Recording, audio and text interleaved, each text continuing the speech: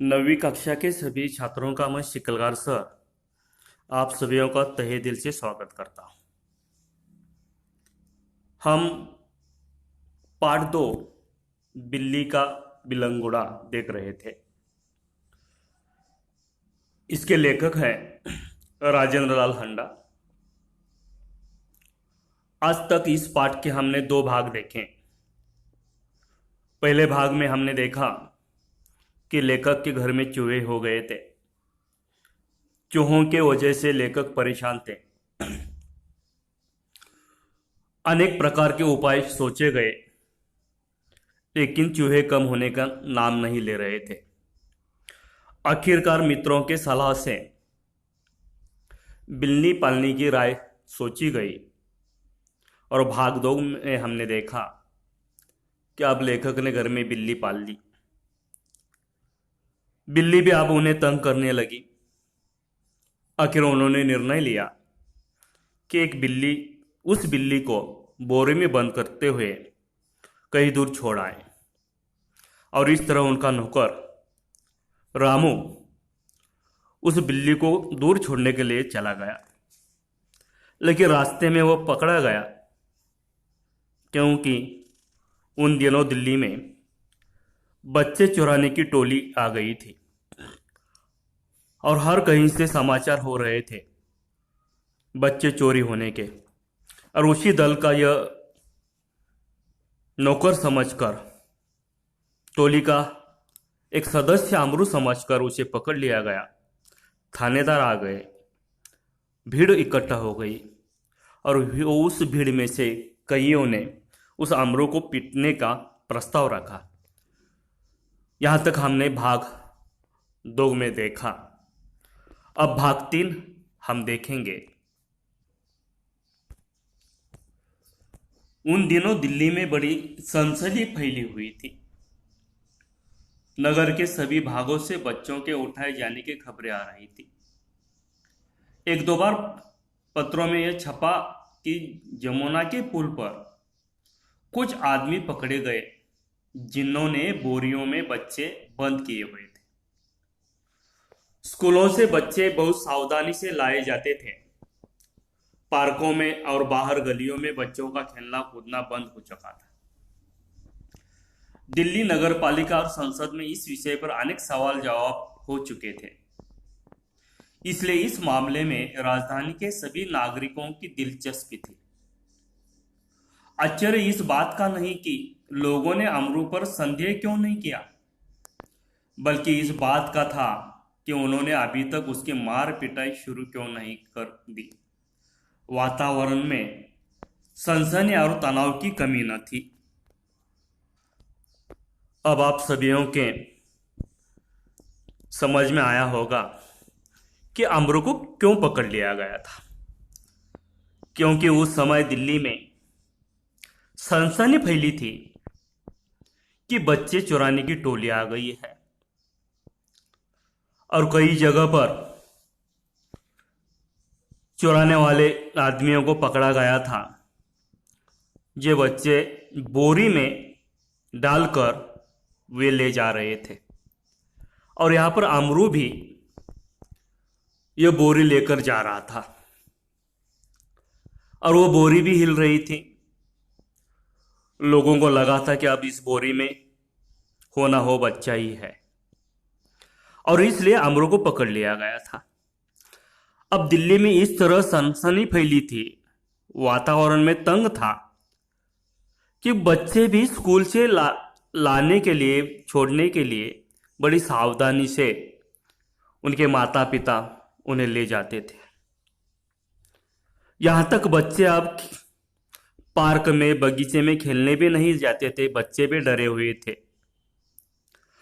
और यह विषय दिल्ली के नगर पालिका तथा संसद में भी उठा था और इसलिए नागरिकों में इस विषय में दिलचस्पी थी, आवड़ थी। आश्चर्य इस बात का होने लगा था कि सिर्फ अमरू को पकड़ लिया कैसा, उसे उस भीड़ ने पीटा क्यों नहीं। यहां तक कि लोगों ने उसे मारना शुरू क्यों नहीं किया। अगर थानेदार और पुलिस का सिपाही वहां न होते तो अब तक अमरू पर भीड़ टूट पड़ी होती। थानेदार ने आते ही अमरू की कलाई पकड़ ली और पूछा, बोल, यह बच्चा तूने कहाँ से उठाया है और इसे तू कहाँ ले जा रहा है? बता, कहाँ है तेरे और साथी? आज सबका सुराग लगाकर ही हटूंगा। अमरू अब तक तो दिल में हंस रहा था, मगर थानेदार की धमकियों से कुछ घबरा गया। दबी आवाज में वह थानेदार से बोला, सरकार, मैंने किसी का बच्चा नहीं उठाया, न मैं बदमाश हूं। मैं तो एक भले घर का नौकर हूं, रोटी चौका करता हूं और अपना पेट पालता हूं। इस भीड़ में थानेदार था, पुलिस था, पुलिस का सिपाही था। इसलिए भीड़ ने या उस लोगों ने अमरू पर हाथ नहीं उठाया। लेकिन थानेदार ने अमरू की कलाई जोर से पकड़कर पूछा, बोल, तूने यह बच्चा कहां से चुराया है? तेरे और साथी कहां हैं? पुलिस भी तंग थी, हैरान थी कि आए दिन किसी न किसी भाग से बच्चे चुराए जाने के समाचार हो रहे थे। अब उन्हें यह सुराग मिल गया था कि क्यों ना क्यों हो, यह साथीदार मिला है, इससे उस दल का पूरा पता लग जाए और यह दुर्घटना जो हो रही है बच्चे चुराने की, उसे हम पकड़ लेंगे और इसका छड़ा लगा लेंगे और उन्हें सजाएं देंगे। इसलिए वो थानेदार उस अमरू को पूछ रहा था। लेकिन अमरू भी मजाक किया था, दबे आवाज में कहा कि सरकार, मैंने किसी का बच्चा नहीं उठाया है, न मैं बदमाश हूं, मैं एक भले घर का नौकर हूं और उस घर में रोटी चौका करता हूं और किसी तरह अपना पेट पालता हूं। जो आदमी थानेदार को बुलाकर लाया था, क्रोध में आकर बोला, क्यों बकता है बे? दरोगा जी, ऐसे नहीं यह मानेगा, 2-4 बेत रसीद कीजिए। दरोगा ने बगल से निकालकर बेत अपने हाथ में ली ही थी कि अमरू नम्रतापूर्वक झुका और बोला, सरकार, आप जितना चाहे मुझे पीट ले, पहले यह तो देख ले कि इस बोरी में है क्या। हुक्म हो तो चलिए थाने चले। यद्यपि थानेदार इस बात पर राजी हो गए थे, पर भीड़ कब मानने वाली थी। लोग चिल्ला उठे, हरगिज नहीं, ऐसा कभी नहीं होगा, हम सब इस आदमी की बदमाशी के गवाह हैं, मामला कभी दबने नहीं देंगे। थानेदार डर गए कि उनकी नीयत पर लोगों को शक हो रहा है। उन्होंने अमरू से कहा, अच्छा, बोरी को नीचे रखो, इसका मुंह खोलो।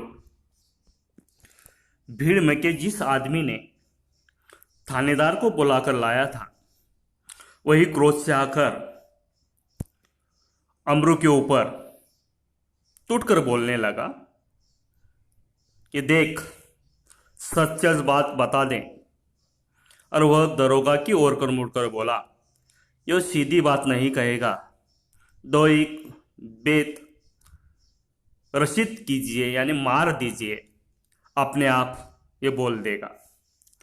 लेकिन अमरू ने वहां पर कहा कि देखिए, मैं कोई बच्चा चुराने वाला आदमी नहीं हूं, आप देख तो लीजिए, जो आप कहेंगे, या चलिए थाने चले जाएंगे।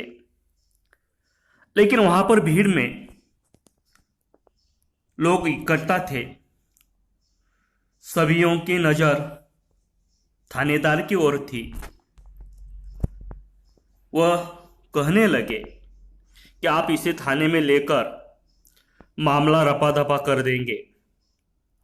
अब थानेदार भी समझने लगा कि यह भीड़, यह लोग हमारे नियत पर अब शक करने लगे हैं। इसलिए थानेदार ने अमरू से कहा कि अब बोरी नीचे रख दो और इस बोरी का मुंह खोल दो। अमरू शांति पूर्वक नीचे बैठ गया और धीरे से उसने बोरी का मुंह खोल दिया। जैसे ही बोरी का मुंह खुला, बिल्ली का बिलोंगड़ा छलांगे मारता हुआ एक तरफ भाग गया और लोग देखते ही रह गए। थानेदार की भी समझ में न आया कि आप क्या करें। वो थाने की तरफ मुड़ा और एक तांगे वाले की पीठ पर बेत मारते हुए बोला, जानते नहीं कि रास्ते में तांगा खड़ा नहीं करना चाहिए। इस प्रकार अपनी झेप मिटाने का यत्न करते हुए दरोगा जी चले गए और अमरू हंसता हुआ घर वापस आ गया। अमरू शांतिपूर्वक नीचे बैठ गया। उसने बोरी का मुंह खोल दिया। जैसे ही बोरी का मुंह खोल दिया, उसके अंदर से यह बिल्ली का बिलंगड़ा, बिल्ली का बच्चा छलांगे मारता हुआ भाग गया। सभी भीड़ हंसने लगी। अब क्या करे?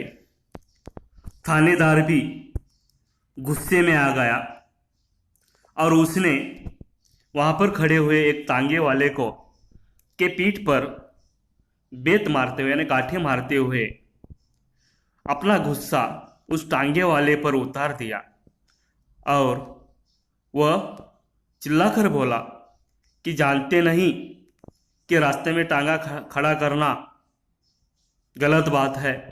और इस तरह उसने अपना गुस्सा उस टांगे वाले पर उतार दिया। बिल्ली भाग गई और अमरू हंसते हुए अपने घर वापस आ गया। इस तरह यह पाठ आपके समझ में आ गया होगा। अब पाठ के नीचे दिए हुए स्वाध्याय को आपको लिखना है। यहाँ पर देखिए, लेखनीय आपका पालतू कुत्ता 2 दिनों से लापता है, उनके लिए समाचार पत्र में देने हेतु विज्ञापन तैयार कीजिए। यह भी आपको तैयार करना है। इसके नीचे दिए हुए मौलिक सृजन यहाँ पर है, यह भी आपको करना है। साथ में नीचे दिए हुए स्वाध्याय है। आपके लिए मैं एक स्वाध्याय या संजाल छोड़ा कर देता हूँ। देखिए, यहाँ पर सामने स्क्रीन पर आपको देखने को मिल रहा है, घर में बिल्ली पालने के कारण। 2 अंकों को लिए पूछा जा सकता है। देखिए, यहाँ 4 कारण आपको लिखने हैं। पहला कारण हो सकता है, पूरा पाठ आपके समझ में आ गया होगा, एक बार पाठ पढ़ लीजिए और एक बार आपको समझ में आएगा। देखें कि घर में बिल्ली पालने के कारण क्या है। पहला हो गया, घर में चूहे हो गए थे। दूसरा कारण हो सकता है कि चूहे निकालने के उपाय कारगर न हो गए। तीसरा, मित्रों का परामर्श यानी मित्रों ने उन्हें सलाह दी थी। और चौथा है, पुरानी परंपरा को न मानना। इस तरह ये 4 कारण होंगे। इस तरह आपको और भी स्वाध्याय लिखने हैं। और इसके नीचे दिया हुआ जो भाषा बिंदु यानी व्याकरण है, शब्दकोश की सहायता से रेखांकित शब्दों के विलोम खोजिए तथा उनसे नए वाक्य लिखिए। किस तरह लिखना है? देखिए, एक आपको छुड़ा कर देता हूं। पहला वाक्य, बिल्ली भी कम समझदार जानवर नहीं है। विलोम शब्द यानी विरुद्धार्थी शब्द। समझदार के विलोम कौन सा शब्द है? नासमझ। अब इस नासमझ को आपको वाक्य तैयार करना है। किस तरह वाक्य होगा? देखें, छोटे बच्चे नासमझदार होते हैं। रमेश यह लड़का नासमझदार है। इस तरह के यह 10 वाक्य आपको पूरे करने हैं और अपना स्वाध्याय पूरा करना है। जब स्कूल शुरू होगी, यह पूरा स्वाध्याय जांचा जाएगा। धन्यवाद।